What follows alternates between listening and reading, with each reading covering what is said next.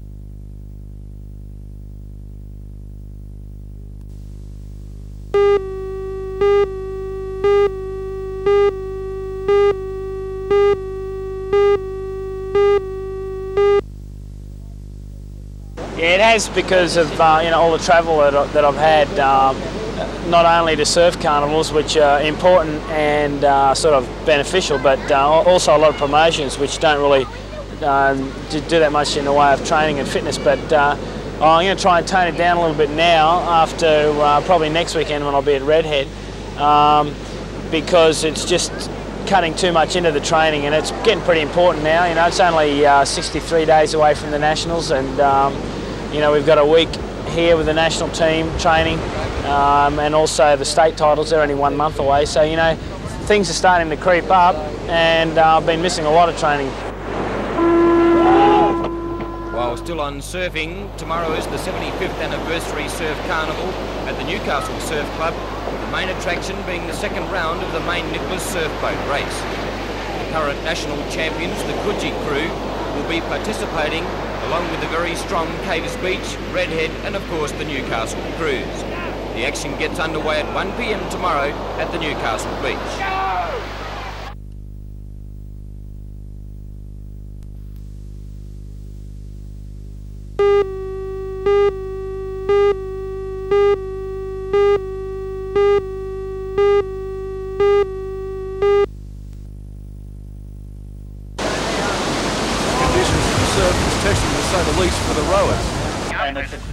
The beach was a hive of activity as the beach sprinters ran in the intense heat. At least the R&R competitors were close to the water, but not so the beach flag starters. All they got for their trouble was a face full of sand. The single skin race was a thriller, with quite a number of the leaders all on the same wave, although the surf caused the paddlers plenty of headaches. The surf had a big bearing on the boat race, as the fancied Newcastle crew went out in the heats after slewing on a wave. In the final, the surprise was the Swansea Belmont crew, swept by the veteran champion Ken Murray. This team have only been together for a couple of weeks, and today they defeated the Australian champions Coogee. Came in second. Third was another surprise, Berrywell. The final of this series will see the overall winner race at Coogee Beach later this year in the Rich Race of Champions.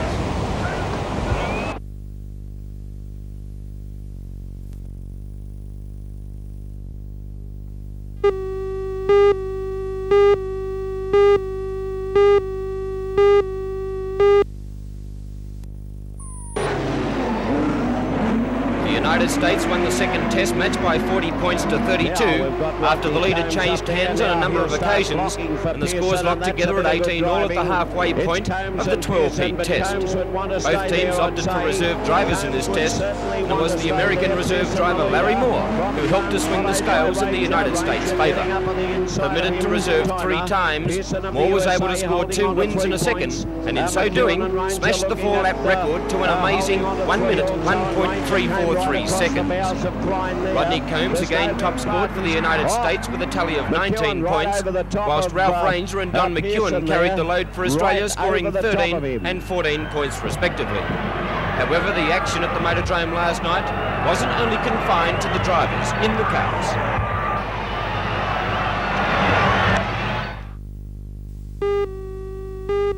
On it up.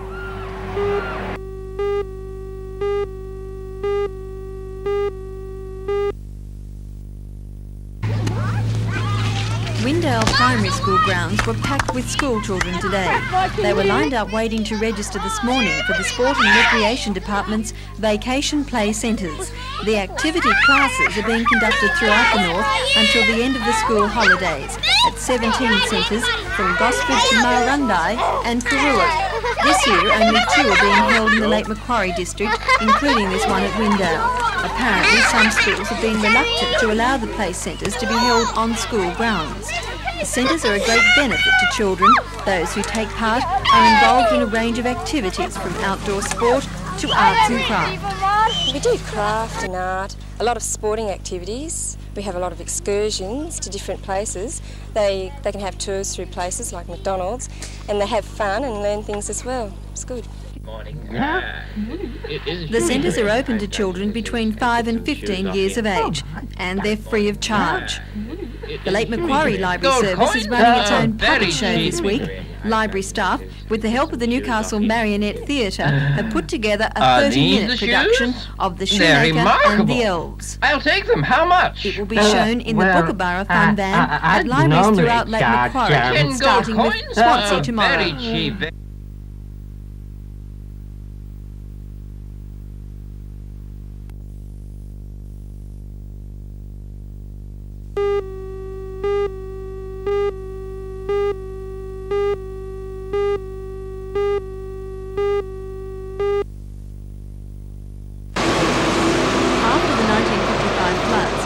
City Council decided to relocate Central Maitland. The scheme as a whole did not proceed, but the preparation of planning proposals continued. Meanwhile, Central Maitland suffered a decline because of development restrictions relating to flood-prone areas.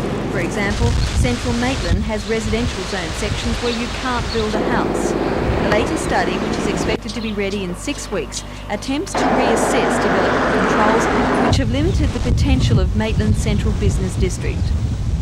In the past, there have been a few attempts which either resulted in non-plans, in plans that were not adopted, or in plans which didn't really work that well.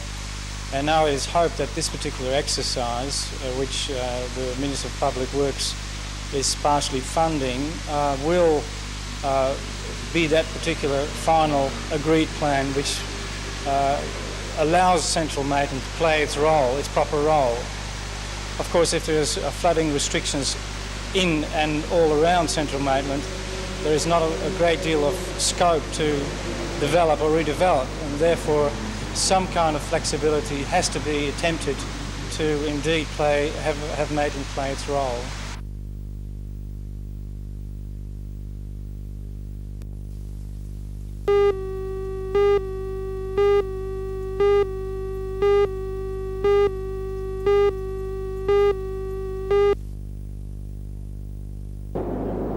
At its inception, UMed 2 was to be the site for the chairs of obstetrics and paediatrics for the new Faculty of Medicine at the University of Newcastle. That announcement was made in 1977 by the then Minister for Health, Mr. Kevin Stewart.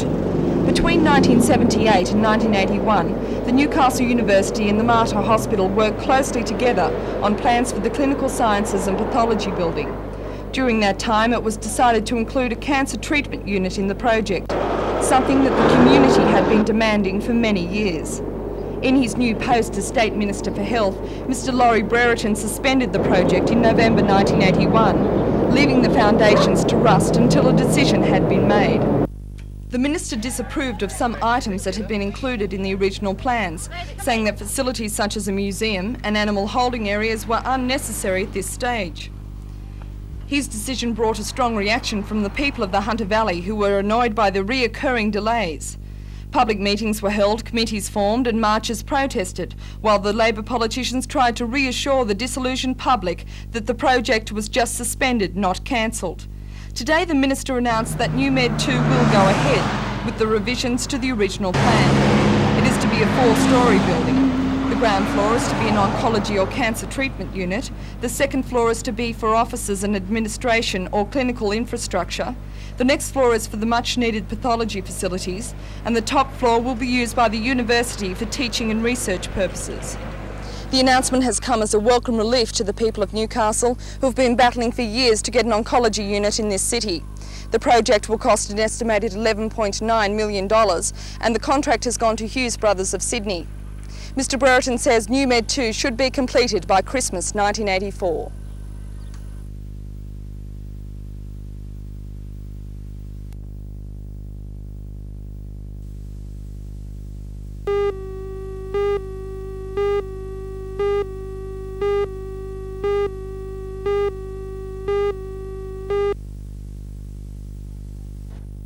The Newcastle Lakeside Motor Inn at Warners Bay went under the hammer yesterday.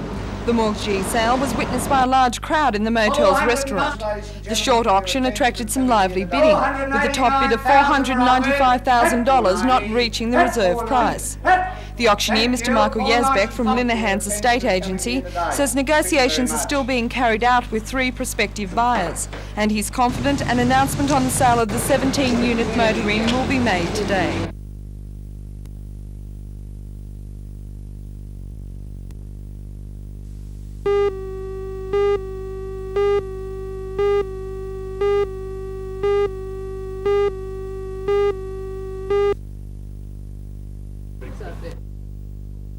It may be only a small coup, but Cessnock City Council is boasting that it has become the first council in Australia and the 4th in the world to acquire the new colour green 240-litre garbage bin. Others have grey.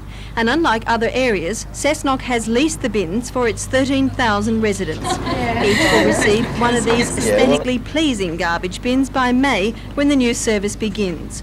According to Mayor Fitzgibbons, the new garbage collection system means a saving to ratepayers. This system, as well as being far cleaner, will be of tremendous benefit to the ratepayers because it's going to save them money. Council will be able to keep the lid on increases in garbage collection charges, and the ratepayers are going to benefit immensely. Had we continued to use the old traditional system, within a few years, residents would have been paying well over $100 for their garbage collection service, but we hope that we can keep it around about the $60 mark for, well, the next 10 years at least.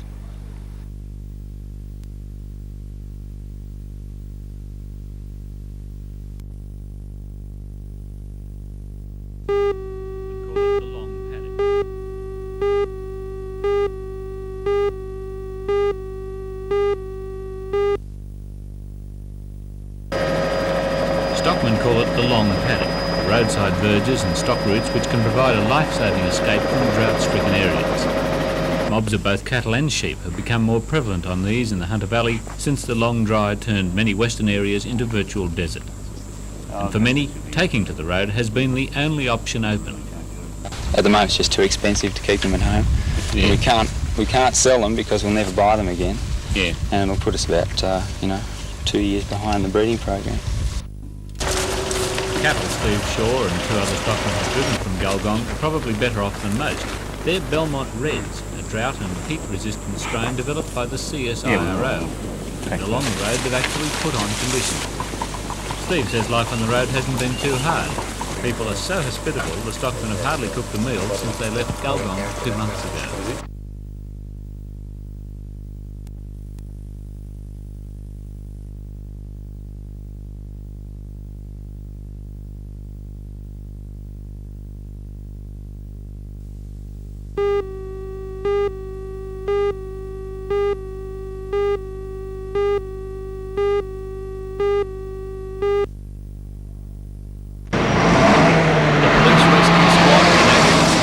scene, but the man died shortly after their arrival. It appears the semi-trailer laden with blue metal left the road on a curve. The vehicle snapped off a telegraph pole at its base and narrowly missed one house. It came to rest only a metre from the kitchen wall of another home. Louise Vincer was standing in her kitchen making breakfast when she saw the truck hurtling towards her.